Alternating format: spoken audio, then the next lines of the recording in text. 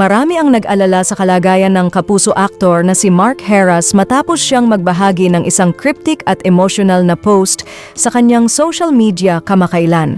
Hindi maiwasan ng kanyang mga kapwa celebrity at kaibigan sa industriya na magpaabot ng payo, suporta at mga mensahe ng pagmamahal upang palakasin ang loob ng aktor.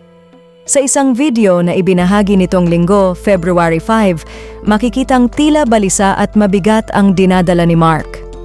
Habang nagmumuni-muni, kapansin-pansin ang kanyang lungkot hanggang sa hindi na niya napigilan ang mapaluha at tuluyang humagulgol, bagay na labis na ikinabahala ng kanyang mga tagahanga. Bagamat wala siyang direktang binanggit tungkol sa problemang kanyang pinagdaraanan, makahulugan ang kanyang caption na kulong sa sistema na nagdulot ng samut-saring haka-haka at pag-aalala mula sa netizens. Matatandaan noong December 14, ipinagdiwang ni Mark ang kanyang ika-39 na taong nakaarawan kung saan nagbahagi siya ng mensahe para sa sarili, 39 years and I'm still greater than ups and lows. Matapos ang kanyang emosyonal na post, bumuhos agad ang mensahe ng pagmamahal at suporta mula sa kanyang followers at mga kaibigan sa showbiz. Love ka namin, Heras, saad ni Rochelle Pangilinan. Mark, marami kami nagmamahal sa'yo, mensahe ni Sheena Halili. Love you, my brother Mark, akap, God loves you, ani Rojun Cruz. We miss you, Mark, sabi naman ni Chris Bernal.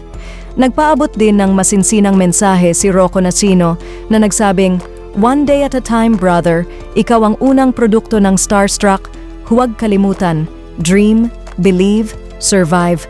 Tawag ka lang kung kailangan mo ng kausap." Samantala, nagpahayag din ng panalangin at suporta sina Nadine Samonte, Darla Soler at Diane Medina na nagsabing, "God is with you. Love you always. We pray God surrounds you with strength and comfort." Nagpaabot din ng pagmamahal at suporta sina Diana Zubiri, Carla Abellana, Michael Flores, Enzo Pineda at marami pang iba mula sa industriya.